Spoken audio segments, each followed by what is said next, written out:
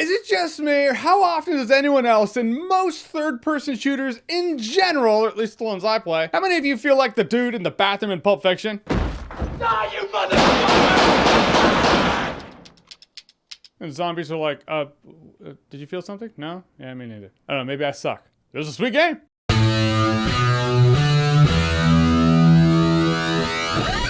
Resident Evil 2. So Resident Evil 2 is a remake from the ground up of the PlayStation 1 classic Resident Evil 2. Funny they did the ground up thing with 2 and not 1, but 1's gotten a few remakes, reskins, whatever. I was glad to see 2 get some love. That's right, this being a remake, you have the same story as Resident Evil 2. You play as either Leon Kennedy or Claire Redfield. Play this path with Claire, that's one way to play the game. This path with Leon, see what he was doing. I played Claire A and Leon B. I mean, in the PlayStation, you could do Claire A, Leon B, and then Leon A, Claire B. That's essentially 4 paths to play the game. I don't know if the remake does that, but I don't see why it wouldn't. I just haven't done it. I've done Claire A, Leon B. And this is what a remake is supposed to be, that this benefits the game. I mean, Resident Evil 2 for the PlayStation was amazing, and it actually does show in the fact that they didn't change too much up. They updated it, sure, updated the gameplay, updated the graphics, but a lot of the plot you will recognize from the original, the layout. Some of the rooms, I was like, that's the same exact room from the original. So it really shows how great Resident Evil 2 was, where they were like, we don't have to change everything. We just have to bring it to 2019. The camera being over the shoulder, it puts you in the shoes of the character. But like Resident Evil 7, now with Resident Evil 2, I hope Capcom realizes what Resident Evil is, which is not an action game. Keep it survival horror. That's what people love. But when I say you're in the shoes of the characters, man, you are. When the lights are off and you have your flashlights, like, that's more intense than the PlayStation 1 Resident Evil 2 was. And the original Resident Evil 2 had a lot of intense moments. Point is,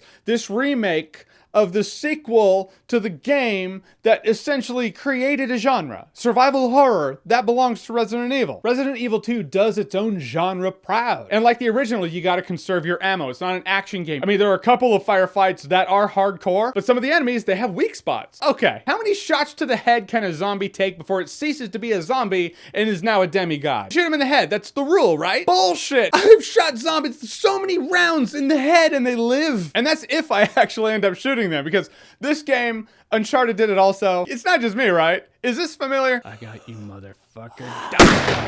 All right. And good. Shit. And what the fuck? I don't know. Maybe it's just me. But Resident Evil games aren't supposed to be action games. This is not an action game. This is a horror game. It's a puzzle game. It's actually quite cerebral with some of their puzzles. It's Dawn of the Dead meets The Thing. Resident Evil 2 was next level in horror for video games. So I'm glad Resident Evil 2 got this love, and I'm glad this remake, actually elevated it. Not all the weapons are back though. Like Claire doesn't have her crossbow. Not gonna lie, not missing it though. I mean, these things take 7 shots to the head before they die. The crossbow was always kind of a dipshit weapon, so I wasn't missing it. Give me the acid rounds any day. I do like the ammo system where you do find individual ammo, but then you find these ammo components, you can mix them to make the ammo you really need. Helps you kind of form your ammo towards your gameplay style. Best way I've learned to take out a zombie though, you shoot them a couple times in the head. When they drop, go over with the knife and you just fucking shank them. You slash them until you hear that weird gross sound and now they're dead. Only a couple bullets, use a bit of knife, save your ammo. The game's hard, dude. I'm not gonna lie. Like, with the amount of shots these enemies take, I was running low on ammo. There's a point in the game where you're like, there's not enough ammo in this game. I'm just gonna die in this police station, which is what it's supposed to feel like. The Tyrant is also in this game. Tyrant was in the original Resident Evil 2. He's in here. He's just this big dude that's just casing the place, looking for you, trying to kill you. Yeah, you can waste some ammo on him. Best to run, because even when he takes a knee and he rests, he ain't down. He's gonna come back for you. And that's the hard lesson this game teaches you. With games like this, I usually like to just annihilate and eliminate everything around me. Every threat has to go down. Resident Evil 2 though, you're like, I need to run. Humbling, absolutely. But it's also realistic because that's how it would go down. I do miss the fact that in the original Resident Evil 2, the Tyrant would just bust through the wall. You're like, oh my God, he's right there. So that's a sacrifice in my eyes. I like the fact this Tyrant would just bust through the wall and wow, unexpected, gotta fight him. From my recollection in the original Resident Evil 2, when you beat him up and he takes a knee, he's kind of gone until he busts through another wall and you gotta face him again. In this game, he's just always there. You could always hear him too. Just ba-doom, ba-doom. The closer you are, the louder his footsteps are. At first, I was like, well, that kind of sucks ass. This guy's just always around. That's annoying. I'll have a goal. He'll be in that room and I can't get the goal. I can't do the puzzle. I can't get the piece. So I gotta like, what, guide him away? Oh, there are lickers there too. Lickers and the Tyrant. Are you quiet? Do you stay still so the licker doesn't kill you? Or do you run past him? The licker will attack you, but then you can run from the Tyrant. These are the tough choices Resident Evil 2 forces you to make. Correct answer is run the fuck out of there. But on my second playthrough, I was really familiar with the police station. You find the hiding spots that you can go to. He won't actually go into that room. And you just sit there. You sit there like it's a quiet place or something. You're just like...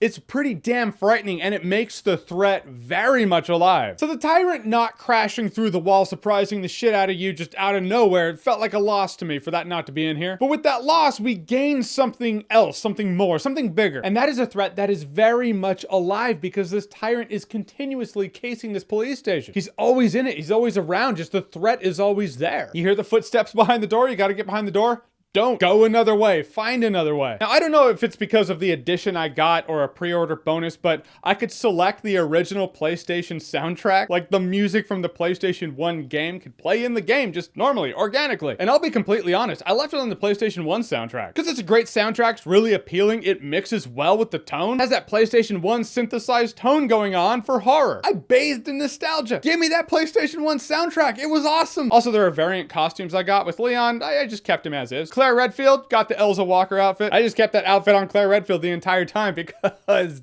down with the thickness. I'm just being real. Anyone who did that playing the game, you're like, yeah, no.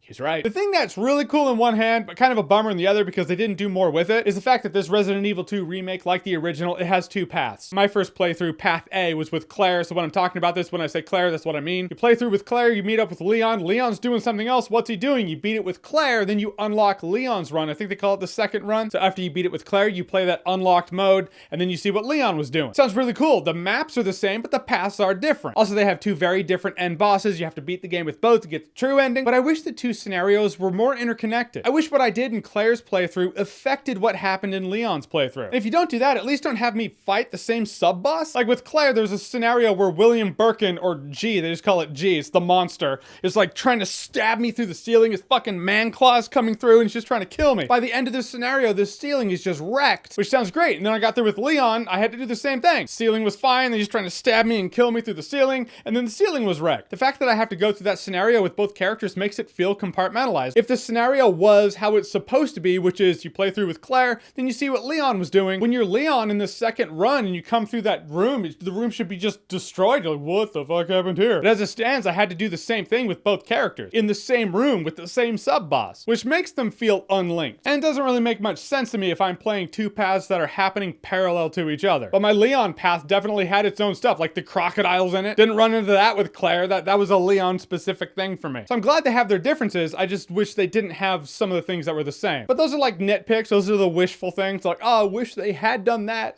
Doesn't take away from the fact that what they did with this game was great. It took me back in all the right nostalgic ways, but also stands on its own as its own great game. It in and of itself is a great horror game, a great survival horror game. Creepy atmosphere, fantastic tone. The game isn't really that long. My first playthrough with Claire took me about 8 hours. And that was still me figuring out the layout. Then with Leon, it took me about 6.5 or 7 hours. Put them together, even then, it's not a very long game, but it's damn enjoyable. We can't all be the Olympus Mons of video games, which is Red Dead Redemption 2. Yeah, I haven't even beaten that because it's daunting at a point. You're like, it's so much. Sometimes you want a fantastic game to enjoy yourself with, maybe scare the shit out of you and won't take up all of your time. Resident Evil 2 is totally that. And Resident Evil 2, the remake and the original, but for the sake of this review, the remake is awesome-tacular.